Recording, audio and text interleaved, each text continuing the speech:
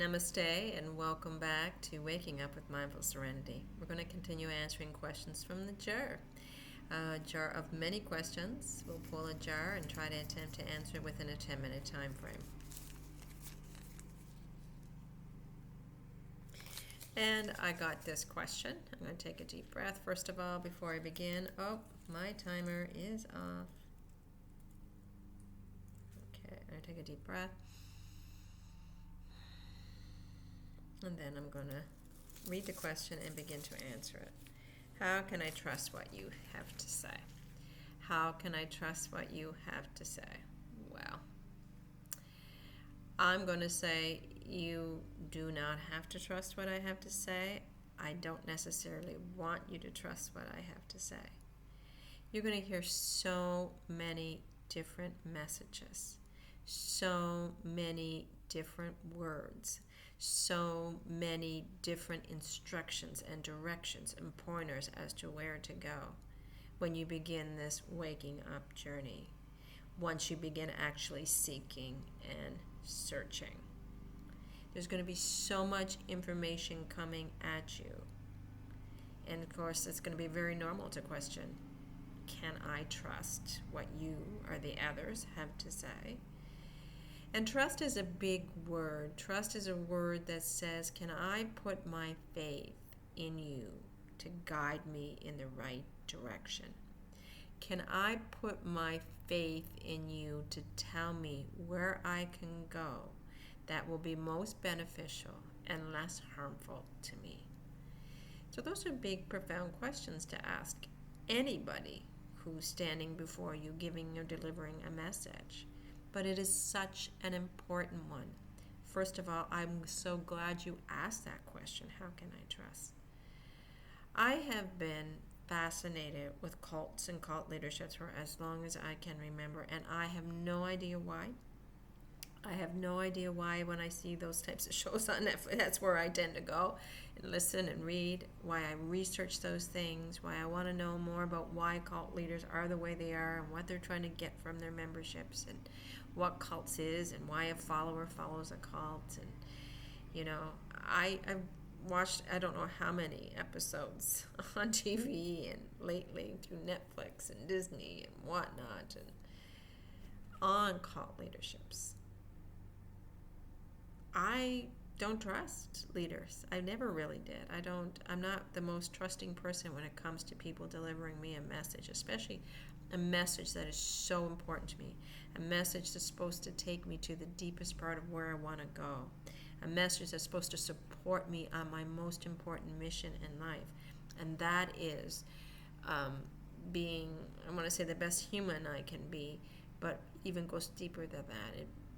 Taking me to that exists beyond the human, that I can't necessarily understand and explain using words, and that I can't perceive using my five senses. I'm asking, the messages that I'm picking up personally to take me to a place that very few people have gone. I want to make sure those directions are clear and clean, right? So I have a very hard time trusting the messengers. I do. And the more I read about cults, the more I see how people are manipulated and controlled for the egoic reasons of some leaders and some teachers. So I'm very, very cautious with the teacher.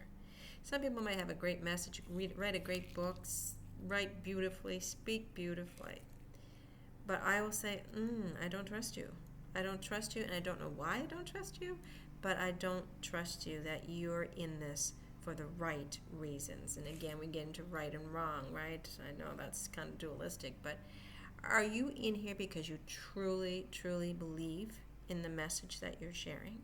Are you delivering that message out of compassion and kindness and concern for humanity? Or are you egoic, using what you know, vulnerable people who are seeking need? People who are seeking are usually looking for something. They're looking for peace. They've reached a certain level of suffering in their lives, and now they're looking for the peace and the joy that should be on the other end of that suffering.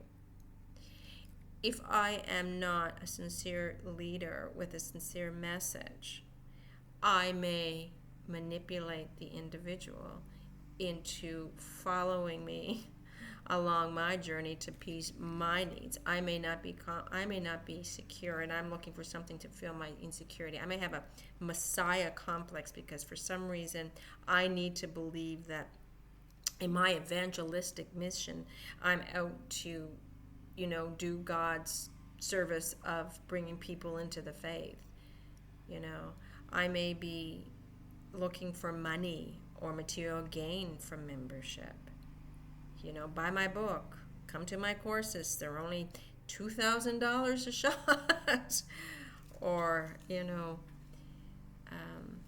tithe to me so much of your income.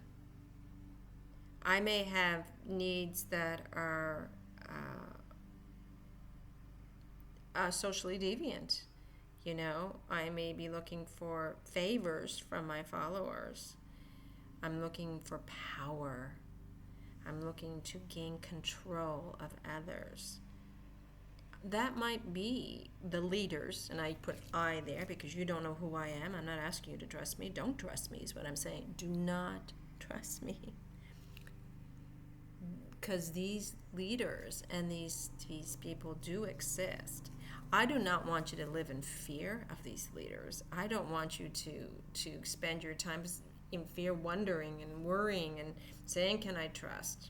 No, trust will come very naturally when you are where you're meant to be, when you are questioning openly and honestly any teaching that comes your way, when you're looking at the individual in front of you and recognizing that what you're seeing is a body with a personality, and personalities we know are egoic and have their own agendas. If you recognize that in your person, you may also learn to recognize what is coming through that personality. The message, is it coming through the personality? Is it sincere? Is it touching me, resonating inside of me, making me realize the truth of what is being said? Now that is what you want. You want to question. You don't want to trust blindly. You do not want to follow blindly the messages or the leadership of anyone.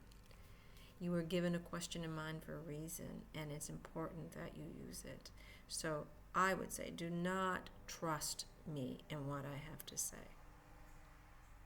Listen for sure, because a message might make sense and it might be hitting home and it might feel comfortable, and something about me might or may not make you feel comfortable. I don't know. But even then be careful, because these personalities of those individuals who have a tendency to use these wonderful messages for their own benefit or God needs or tend to be very charismatic, and they know what you're looking for in a person and a personality, and they may give that to you. So even look beyond that. Look to the message. Listen. Close your eyes. Feel it. Does it resonate inside you?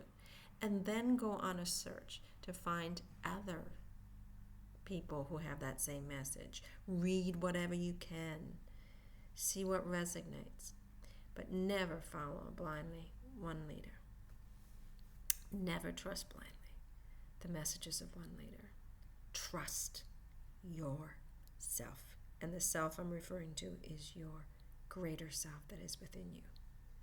Trust that, because the message is there. And what you're looking for is that self. That is the message. So it's a double win when you go inward to find the self and question the self and look for the wisdom that is there. So do not trust me and what I have to say. Do not trust anyone. Don't purposely not trust or resist what people have to say. That's not what I'm saying. And I don't rebel against and say, oh my God, all leaders are bad. Da, da, da. No, I'm just saying, just be aware that as human beings, even the greatest leaders in the world, spiritual leaders in the world, have egos, and the ego is capable of so much things. So we're always wary of ego. Be always wary of ego in another individual. So that's what you're asking. Are you trusting my ego? And I would say, no, don't ever trust my ego. I still have an ego. Seek those leaders, possibly, that have the least amount of ego. And you'll be able to tell because they don't refer to themselves a lot. They refer to the message. They're not looking for things. They're not asking for money. They're not saying that they've come up with all these wonderful ideas that have been actually passed on for centuries before them. They just claim them and rename them. Don't watch how much money the individual is making off its people. Look at the other members in the group or what they're saying. If it's a fellowship, like, are people paying a lot of money to hear this person speak? Are they volunteering long hours to serve the person who is speaking? Just watch for those types of things as well.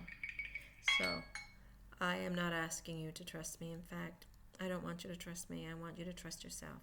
So I want a message. This is a message that I have learned through the hard way, through reading in scriptures and whatever else I've done to get to this point, through self-reflection mostly, self with a capital S.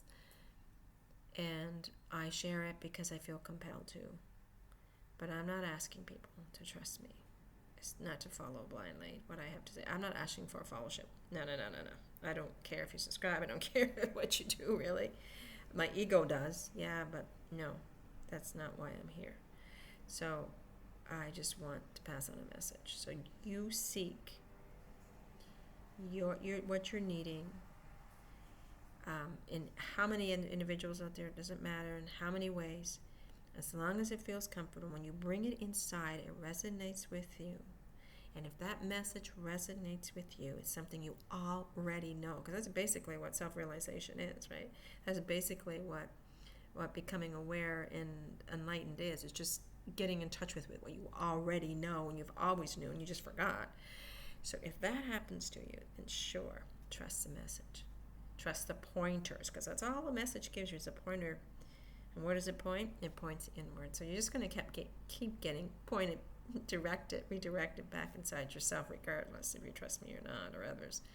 So as long as you are going back inside yourself, then yeah, you can trust the message you're getting. But you don't have to trust me as an ego, a body and an ego.